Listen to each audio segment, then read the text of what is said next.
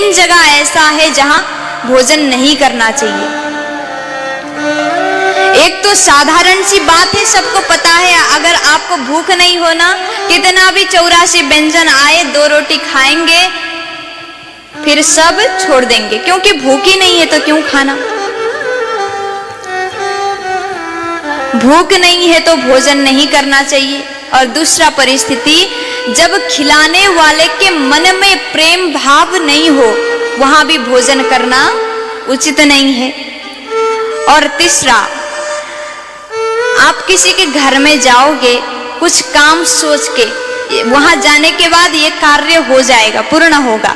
वहां गए, आपने निवेदन किया, फिर भी कार्य पूर्ति नहीं हुआ ना, तो भोजन करना व्यर्थ है। भगवान कहते न तुम्हारे मन में प्रेम है, न मुझे भूख है, न मेरा काम पूरा हुआ, तो मैं ऐसे चला जाऊंगा। विदुर जी ने जैसे सुन लिया कि भगवान आज मेरे घर में भोजन करेंगे, दौड़ के चले गए, दुकान में चले गए, मिठाई खरीद के घर जा रहे थे। लेकिन भगवान उससे पहले घर पहुंच गए और दरवाजा खटखटाया। अंदर से विदुरानी ने दरवाजा खोला, जैसे देखा हमारे कान्हा कृष्ण घर में पधारे हैं, बड़ी खुश हो जाती, पागल की तरह। इतना प्रेम था, इतना भक्ति था। और भगवान को अंदर ले जाती हैं, कान्हा यहाँ बैठ जाओ। एक आसन बिछाया, फिर भगवान को उठाती, नहीं नहीं तुम इधर बैठ जाओ। फिर भगवान वहां बैठ गए, फिर कभी आसन को उल्टा करती, कभी सुल्टा करती हैं। फिर बार बार भगवान को बहुत जगह पर, कभी यहाँ कभी वहां विराजमान कराती है। फिर कहने लगी, कान्हा घर में सब कैसे हैं? तुम्हारे माता पिता सब अच्छे हैं, सब बढ़िया है? तो भगवान ने कहा, माँ अभी तुम ज्यादा सवाल मत करो, इससे पूर्व मुझे ये तो पूछना चाहिए, घर में कोई आया है तो भूख लगी कि नहीं, ये सबसे पहले पूछना चाहिए। पानी देना चाहिए, फिर ये सवाल करना चाहिए। अगर आप गप्पे ही करते रहोगे तो क्या करेगा सामने वाला।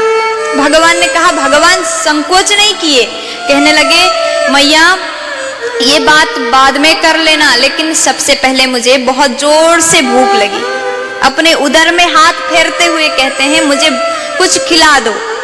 देखिए, ब्रह्मांड नायक त्रिलोकपति भगवान, जो भगवान पूरा ब्रह्मांड को अपने उदर पर धारण करता है, जिसके पेट में पूरा ब्रह्मांड समाया है, वो भगवान आज अपने पेट पे हाथ फेरते हुए कहते हैं, मुझे भूख लगी है, कुछ खिला दो। और विदुरानी के नेत्र से आंसू बह रहा है, कहती है, कान्हा मैं अब भी खिला लेती हूँ। और वहां से देखती है कुछ फल रखा था, उनके घर के बाहर केले के वृक्ष लगे हुए थे, और केला निकाल के लेके आती है, कच्चा केला, और इतने प्रेम में खिलाती है, और केले के छिलका निकाल के भगवान को खिलाती जा रही। भगवान खाते जा रहे, खिलाती जा रही, खाते जा रहे, खिलाती जा रही। भगवान बड़े प्रेम से खा रहे हैं, विदुरानी रोते रोते बड़े प्रेम से भाव में डूब करके खा रही हैं, खिला रही हैं। भगवान खाते जा रहे हैं। कम से कम 50 केले के छिलका भगवान ने खा लिया, इतना भूख मेरे कान्हा को लगी थी। फिर क्या हुआ? विदुर जी मिठाई लेके आए, दरवाजा खटखटाया, देवी सुनती हो, आज हमारे घर में कान्हा आ रहे हैं। उन्होंने कह दिया आज मैं विदुर जी के घर में भोजन करूंगा। विदुरानी कहती हैं, आप क्या बात कर रहे हैं? कान्हा आने वाले नहीं, वो तो आ चुके हैं और मैंने भोजन करा दिया। फिर जैसे विदुर जी ने देखा भगवान कच्चे केले के छिलके खा रहे हैं, विदुरानी खिला रही थी, तो विदुर जी ने कहा, अरे पागल हो गई क्या? ये क्या कर दिया तुमने? कच्चे केले के छिलका मेरे गोपाल को खिला रही? तो जल्दी जल्दी वो केले के छिलका हाथ से छीन लिया और विदुर जी ने मिठाई निकाल करके कान्हा को खिला दिया।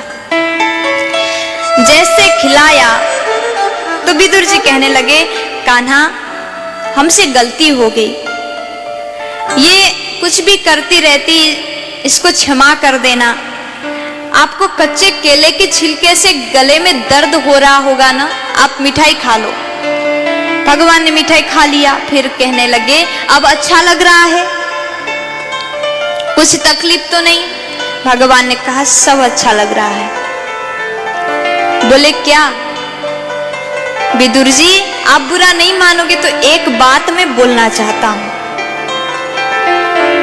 अब विदुर जी ने कहा ठीक है प्रभु आप बोलिए जो बोलना है आपको।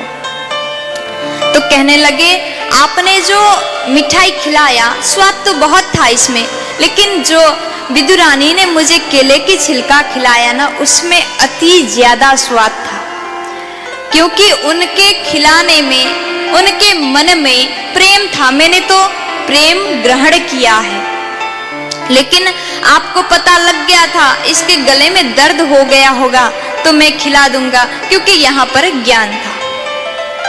उनने खिलाया, प्रेम खा लिया, आपने मुझे ज्ञान परोस दिया। तो मैं तो वहीं खुश हूं जहां मेरा भक्त मुझे प्रेम से खिलाता है, कुछ भी करता है प्रेम स्वीकार करता हूं।